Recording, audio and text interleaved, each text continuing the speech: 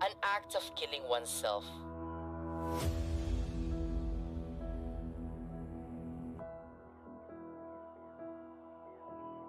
Suicide is an important matter. It's very concerning with a large amount of teens.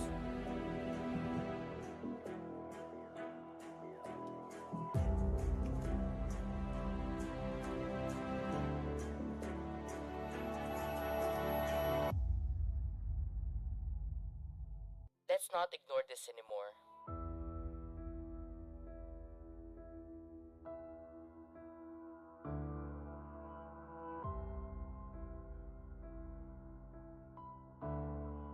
Let's hear your stories.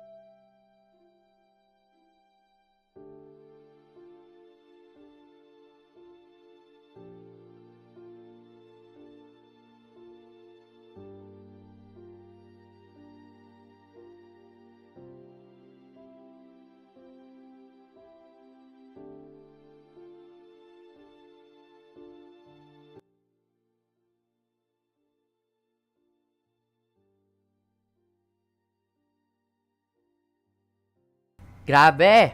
Hello everyone! Hello! So time check, it is now 3:04 p.m.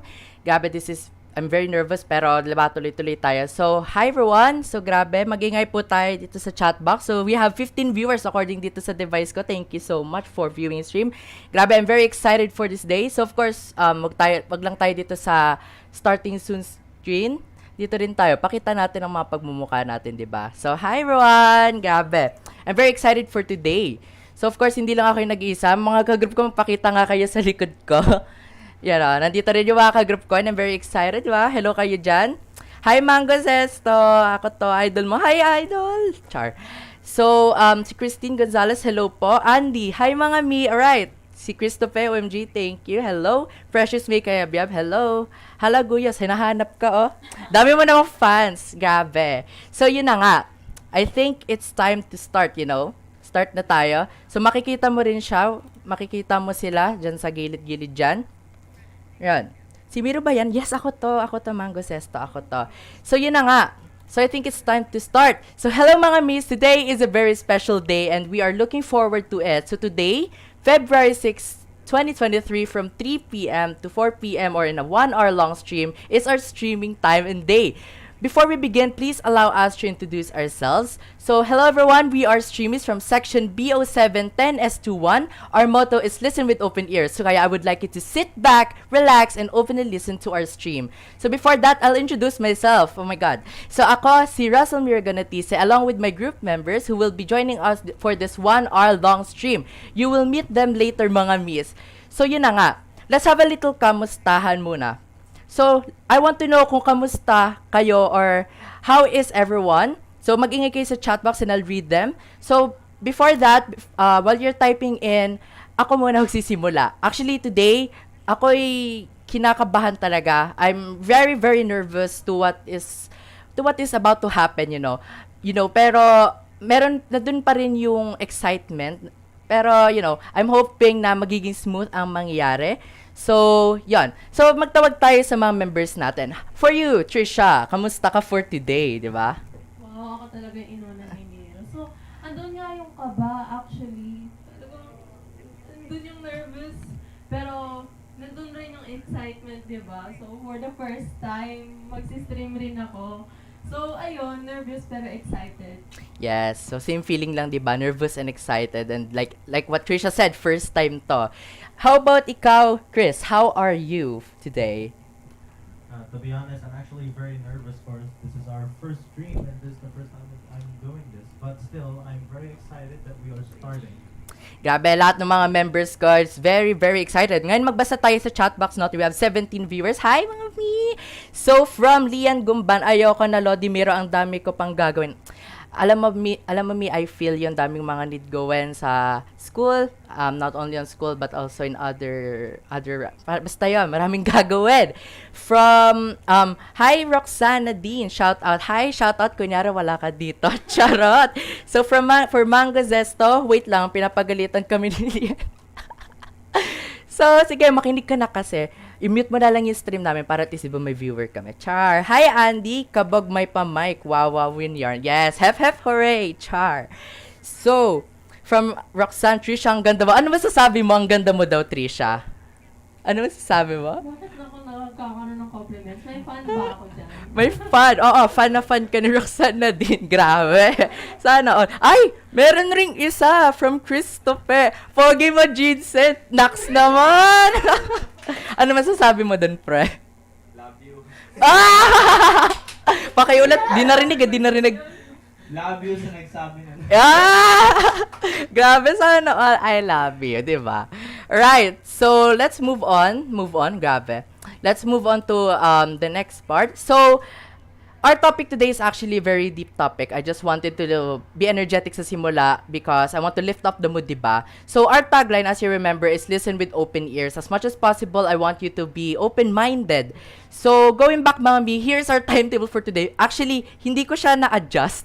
Our stream was supposed to be from 1 p.m. to 2 p.m. but we have adjusted it to 3 p.m. to 4 p.m. So, we would be having different segments for this stream where first, we will be discussing have you ever encountered a suicidal person. Next is a definition of suicide in their own perspective and according to the research, diba? We'll be having the do's and don'ts and we have the coping mechanism and lastly, the conclusion, diba? Highly angumban. Haha, ba't nani nakakatawa? Char. So, from Precious May Kayabyab, pa-shoutout. Hi, Precious. Shoutout sa'yo. Thank you, Mango Zesto. Mayor, are you free this February 14? Ay, free ako. Kung you may, wow, grabe, biglang nag-promote. You may message me kung gusto niyo na kasama. Char. So, so yun na nga. This stream is going to be very informative to our viewers. Remember to listen with your open ears. So, wag na tayo magpatumpig-tumpig pa. Kaya tatawagin ko ang susunod na takapagsalita natin na si Trisha May Fresnido. So, let's have a little quick switch, guys.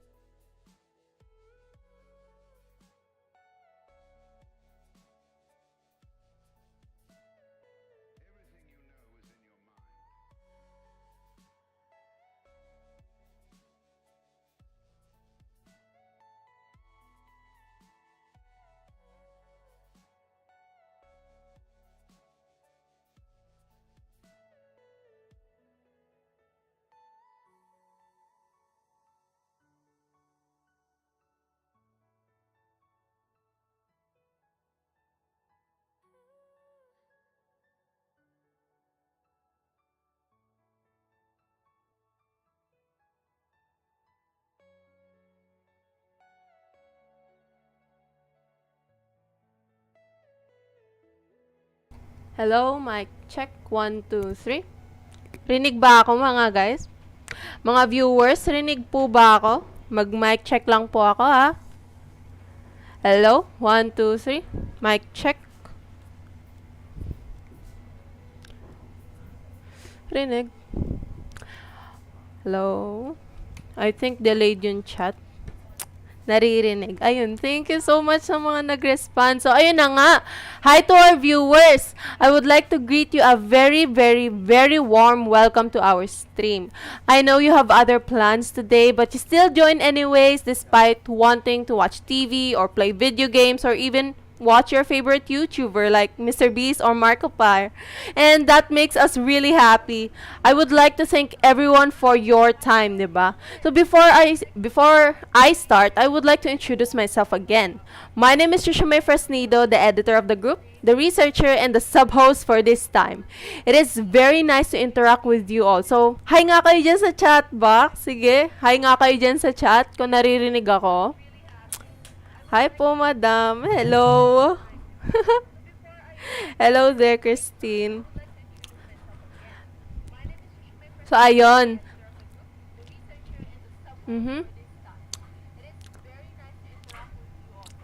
So, we'll be having a little chit-chat, diba? So, the main question is, have you ever encountered a suicidal person? I'll be telling a story and I'll be interacting with you as well, our viewers. So let's make some noise sa chat, diba? Para fun. And I won't feel alone. And it's chika time, diba? So going back to the question, have you ever encountered a suicidal person? So for me, yes, I have. Oh, ibabalik ko naman yung question sa inyo. Have you encountered a suicidal person? Yes or no? Just type it in the chat box. Before waiting for your answers, I would like to call on Miro Ganotice. Sige. For you, have you ever encountered a suicidal person? For me, yes. I actually encountered a suicidal person before. Mhm. I had an online friend from Norway. And like, we were actually good friends until biglang nagbago yung ugali niya. Then Mhm. I asked him how he was doing, and like he said that he was suicidal, and like I didn't know how to react. And doing this actually helped me kung paano makapag-interact and do in my own little way kung para makipag-communicate with a suicidal person. Ayun. So we can actually I can actually relate to that, no. So ayun. Pwede bang mag-comment? Yes, pwede po mag-comment. You can go ahead and comment if you want. I will read them naman. Oh my God. Hello there, Charles. So, ayun. Hi, guys. Nag-hi pa rin kayo. So, for you naman, guys, have you ever encountered a suicidal person? Here in the chat, you can say yes, no, maybe, some point. So, of course, now that I'll be reading your chat later, syempre. So, for my experience, I actually had a close friend who is suicidal. Can you relate, diba? It's always those who are close to us. So, for me, there were not just one, actually, like many others, they went down the dark path, no? At first, I never really understood, or I really never understand what their problem was. I was always brushing it off and saying, nag-iinarte lang sila, or what gives? They're just making a big deal out of it anyways. So, because of that's what I've been taught, okay? All my life, that's what I've been taught, okay? I know, some of you would probably hate me for this, but it is the truth. I was so clueless, like, from my point of view, it was just them being sad, that's all. Nothing more to it, diba? I was so wrong. Okay, let's be honest here. Who here thought of the same? Like, you never really considered this matter a big deal? Meron ba? You can say yes. Me? Meron po ba? Or I'm the only one who is too naive or uneducated back then? So, if ako lang, then ako na po yung may problema. So, ayun, that was the previous me. Don't worry. As I dig deeper into this matter, I realize na, uy, hindi pala ito basta-basta lang. This is indeed an important matter. Do you agree? Because most adults, let's be serious, most parents tend to ignore this. Am I right? Diba? Am I right? So, ayun na nga. The worst part about my experience was that I realized this when something already happened. When a friend of mine started harming themselves and some others went too far na. I was flabbergasted. I was shocked because if this was just sadness or overreacting, then why would they do such thing? Diba? I mean, it won't be that far. It wasn't supposed to be that far if they're just sad. I learned this the hard way that this was not a laughing matter, diba? I was then what could I've done to save them or stop them from harming themselves? The guilt though. I felt guilty for not noticing earlier. I felt guilty for not doing something much earlier. From that day onwards, I wanted to help those who I can reach. I wanted them to turn away from suicide, okay? Or even self-harm. Ever since then, I started to know how to listen more than to talk. I started doing research about this, ways to prevent and ways to help, because after experiencing something like that, there's just no way I'll be so calm. And there's no way I'll be so settled about this. Diba? Because like, may nangyari and then what? I'll be like, may nangyari na yun. Baliwala. No. There's just no way. So, I became a good listener, and just by listening, I was able to learn more about their thoughts, about this matter. I actually became more protective of my only few friends, honestly. After the experience I had, I really did, and I am glad that I was able to help this time around. Well, that's for me. That's for my story. Soon, I hope to hear yours as well. So, diba? Now that's out of the way, it's time for the questioning part. Reminders, if this question makes you uncomfortable, then you are free to not answer. There is an option to not answer, or tell me if you do not wish to answer, okay? I won't force you with this question, okay?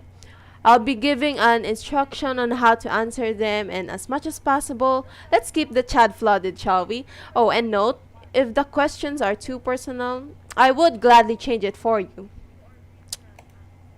So, here are the instruction in answering. Everyone will type 1 if yes, type 2 if no, and I prefer not to say if you do not wish to answer.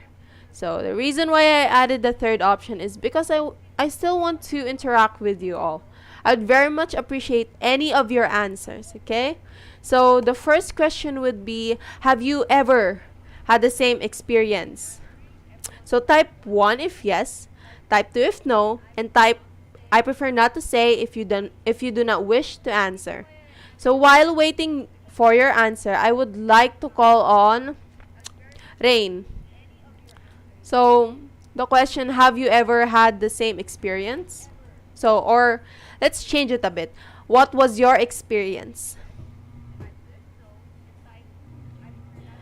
Yes, I did relate to our topic. I know a lot of, not a lot, pero a few people who are suicidal or suffering with mental illness, and it's really sad na may ganun akong kakilala na hindi ko naman mape-prevent yun, pero yun. Yan. Thank you so much for answering that, diba?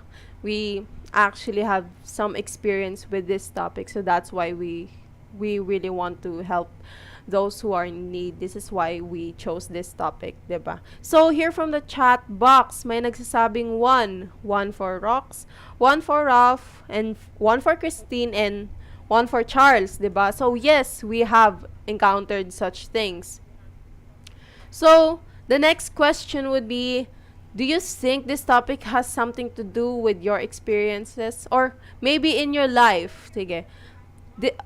Is this topic somewhat related with your life? or there's none. Type 1 if yes, type 2 if no, and I prefer not to say if you do not wish to answer.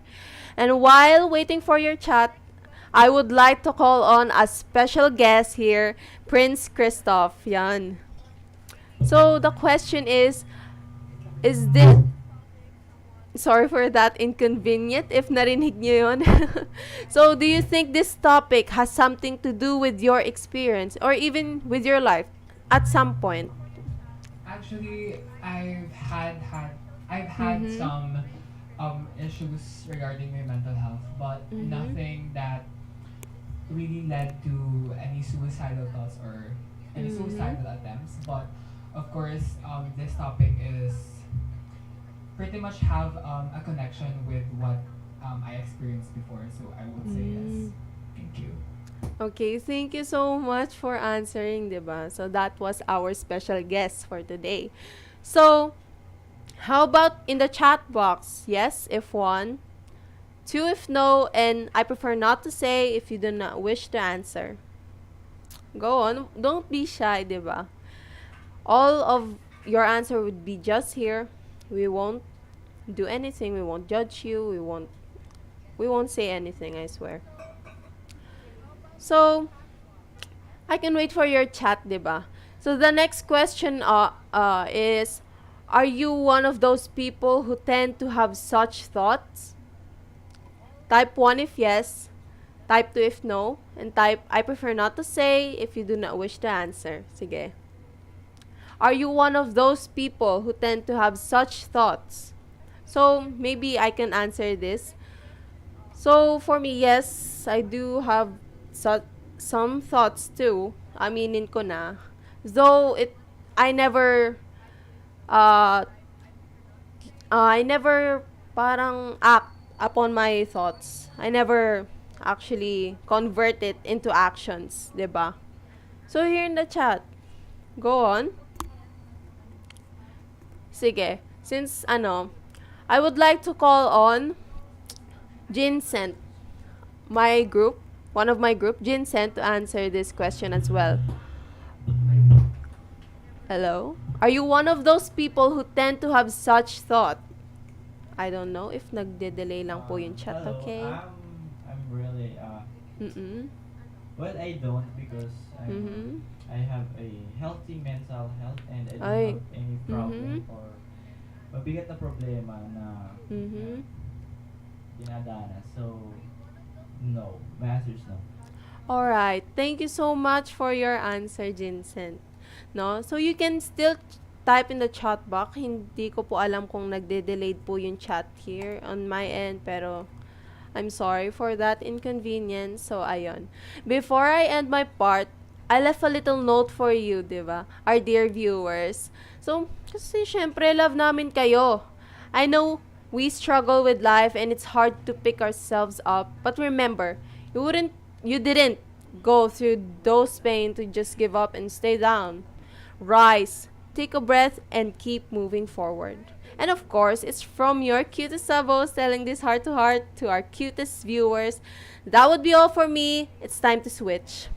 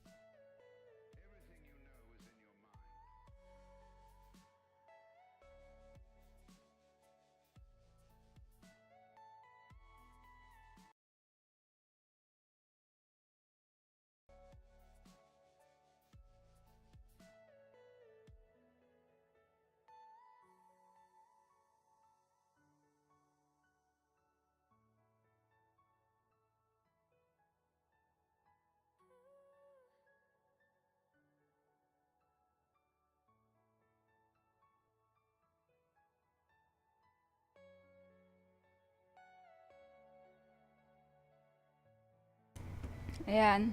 Hi, my name is Francis Guyos and I am the scribe of the group.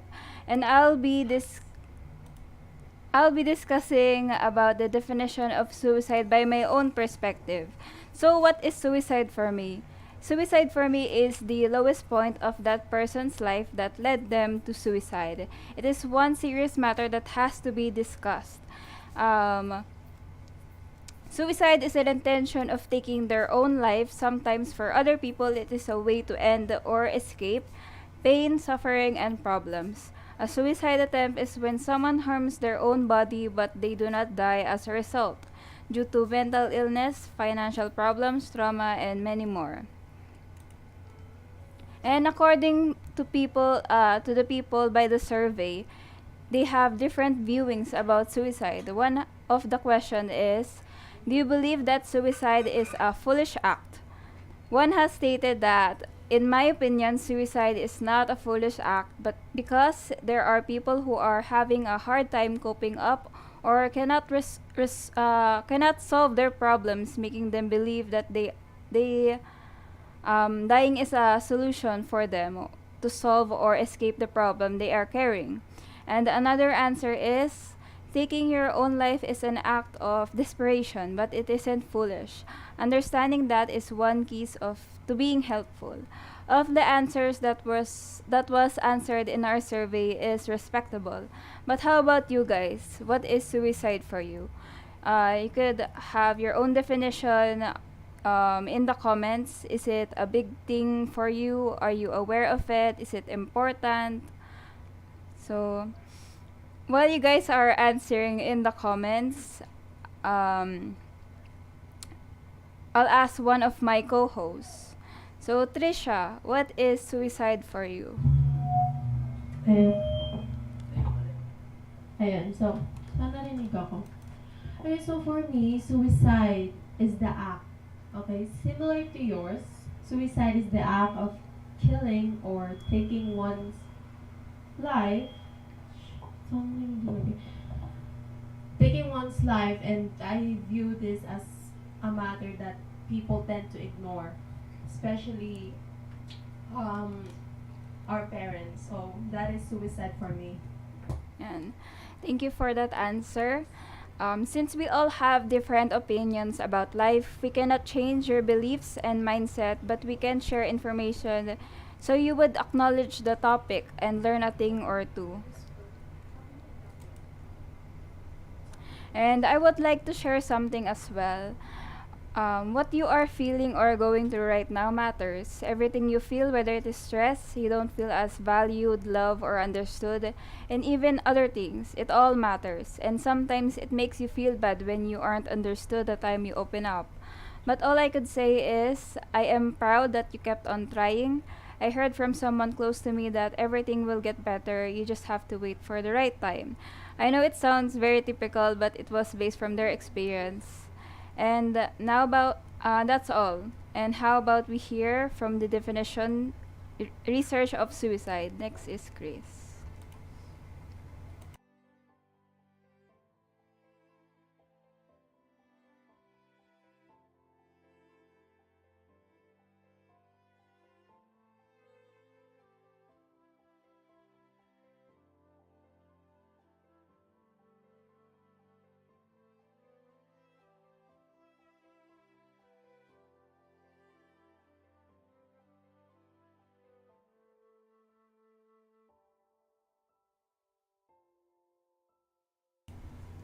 Hello, hello. Hello, hello, comrades, people who are in the stream as of now. My name is Chris Angelo Tigal Sim, and I'm one of the researchers of the group. And as of this moment, I'll be talking about the definition of suicide, based on research and purely on research.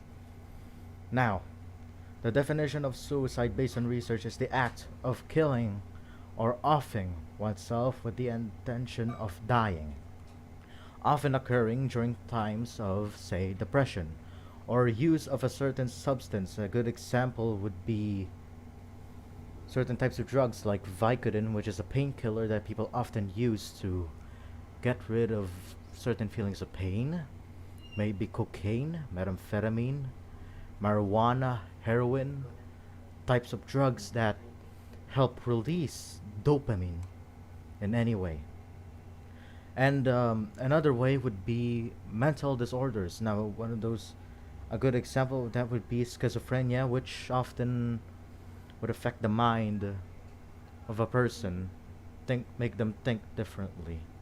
Now, these kinds of things happen every year, resulting in the deaths of about 800,000 every year, and in some cases, often rising up due to different problems. And one of those problems could be poverty, could be abuse of any way, and and a lot of things that I can't even mention due to the fact that they are very, very serious and dangerous thing to talk about even in this platform. Now, before I do a switch, I would actually like to give you some parting words that I hope would help you mentally and emotionally. Please do not compare yourself to others, because if you are to do so, then you are to insult yourself, and we wouldn't want that. Thank you for listening, and it's time to switch.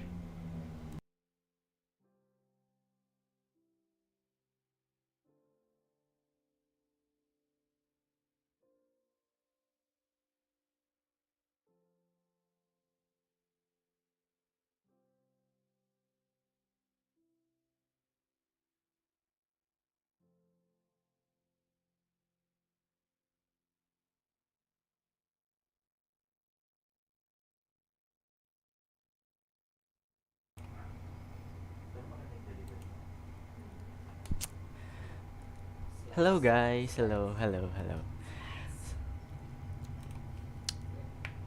So, hello guys, this is Vincent Butnandi speaking, and we're going to talk about the do's and don'ts and how to do them correctly. They are the things that you must do and don'ts. And before we start, let me ask you a question. Have you ever talked to a suicidal person before? And if yes, how difficult or hard to talk, give time and effort just to make that person feel better. They have problems but they cannot spell it because no one is listening to them, and that's one of their problems. Well, from my own experience, I've talked to a suicidal person before, and it's really hard to comfort them because they keep saying stuff like they're gonna kill themselves, or they don't want to live in this world and such things like that. Well, one of my friend that is suicidal opened their problems to me, and I'd say that they are going they are going through difficult life, and this kind of matter shouldn't be ignored. We cannot deny that it is not easy to talk to someone who is suicidal, especially when it is your loved ones or your friend, best friend, and to solve the problem that they are facing. We need to help them as a friend, family, or even they are just a stranger. Nothing will be lost and nothing will change if we help others. So let's back to to our question. Have you ever talked to suicidal person before? And if yes, how difficult or hard? And answer it in the chat box. So I would like to call our special guest, Prince Christoph. Prince Christoph. The question is, have you ever talked to a suicidal before? And if yes, how difficult or hard to talk to them? Good afternoon, Vincent. So, personally, I have had a friend who is actually suicidal, and it's kind of scary kasi there's one time na bigla niya akong message, and I was so shocked kasi at that time I thought he was committing suicide, and he had actually attempted suicide at that time. And of course I was so afraid of that friend, since as a friend I'm also concerned for their stability or their health. And it's quite hard to comfort them or to say anything, since I don't really want to somehow assume what they need. That's why I think I really take what I say with care and with, um, I don't know, with a sense of responsibility para hindi sila mabigla with what I say. Thank you. Thank you for a wonderful wonderful answer, Prince Stuff, and moving on to the do's and don'ts. So the first do is ask a question and straight to the point and ask them about their life. It's important to that you need to be open and you should have a good conversation with that person, and this one of the ways to help them. The second one is to encourage them to communicate and be open with you. They want to talk to someone, but who? And they will probably not gonna talk if you are just gonna stand there and do nothing. Talk to them. Do the first move and make them comfortable around you. So the next one is be respectful and acknowledge the person's feelings. Don't be mean, except you should be friendly and social with those kind of people. And at the end of the day, you made a new friend. So the next is encourage them to seek treatment. Seek treatment for them, even though it's not for you. It's for someone else good, so seeking treatment for them might help. And the last one, show that you are willing to listen to them and are always there to help them. Show that you are always there and willing to help them earn their trust and have a deep relationship with them. And also don't forget to have fun while you guys are together. You should teach that person on how to forget their problems or face it and enjoy whatever they are doing or happening in their lives right now. It's not always about suicide. It's about life, on how you can enjoy it and who you can be with to enjoy your life. And that's all the do's. So let's move on the don'ts. The first don't is do not ignore the warnings. Be able to observe the people around you. Maybe one of your friend is a suicidal and you just don't know about it. So it's important to be alert to the people around you, and when you see a warnings, don't be afraid to approach them. Help them. The second one is do not judge them. Don't judge them. It's not their fault that they are going through some problems.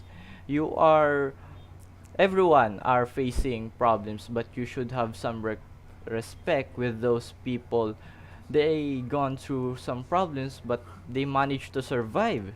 You are supposed to tell them not how to die, but how to live, and let them create a path that allows them to stay focused on the future. The next thing is do not say such things that will hurt their feelings. You might call them sensitive, but you wouldn't know. You might call them sensitive, but you wouldn't know because you are not experiencing what they are going through. Well, every one of us has something to go through, but that doesn't mean you can say hurtful words to someone. Just understand them and sympathize their feelings. Huwag ka na dumagdag sa problema nila. Ay lang masabi ko. And the next one is don't access to drugs just to fix their mental health. Say no to drugs. You could say that it can fix mental health, but for how long? Does it have a good effect on people? Drugs are only temporarily medicine, and it has a bad effect not only in our health but also in our whole body in general. And the last thing is don't or never ever dare them to commit suicide. So, well, for some reason, people are the ones saying harsh things. Suicidal person face bully, family problems, judged and being hated by everyone, and such things like that.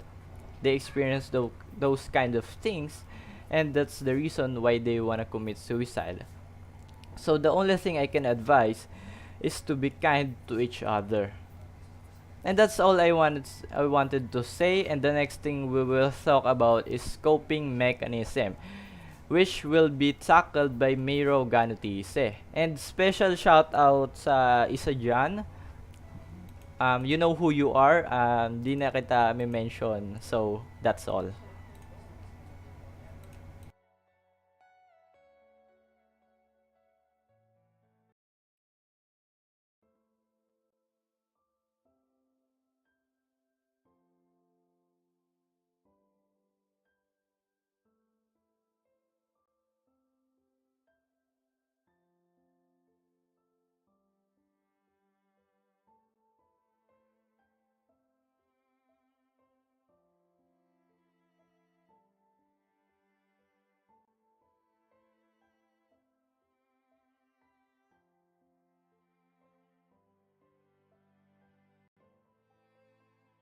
So yes, grabe, I'm back na. It's me again. Namiss nyo ba ako? Char. So, yun na nga. Punta ulit tayo sa main cam. So, grabe everyone, I'm back ang inyong poging tagapagsalita at leader ng grupo. Ay, Kevo Mumwi. Now, to end today's time, I would like to present to you the different coping mechanisms that might be helpful for you whenever you are having suicidal thoughts. So, returning back to quarter 1, we were able to conduct a survey in which we asked how you dealt or overcame suicidal thoughts. In short, they had to deal with these 3 words: communication, distraction, and positivity. They were able to cope by being open to their friends, family, and even professionals about how they felt during their lowest points. They keep themselves distracted and busy in order to forget their in order to forget their problems and just to focus on the positive side of things.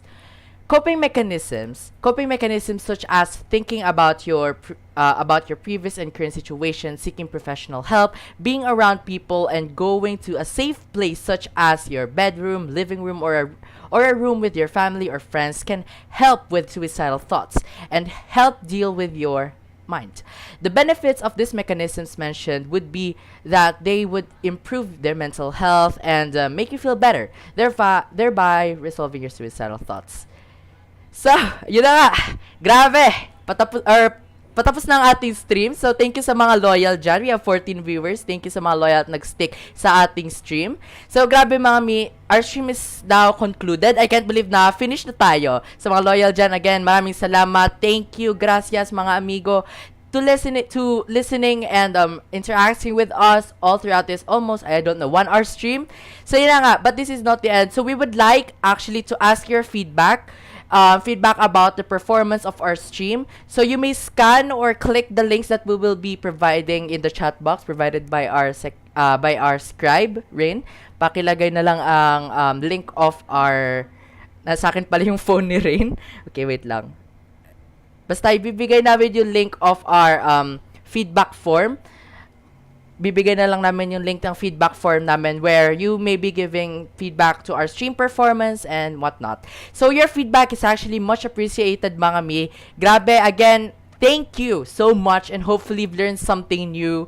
Again, we're Group 4 StreaMhies and thank you so much. Special thank you to Christoph. Naging speaker namin. Grabe, may pag-guest speaker pa kami. And actually to Roxanne, she helped us in organizing kung paano yung sa stream namin itself. Thank you so much sa mga group members ko. So isang ingay nga dyan kasi tapos na tayo.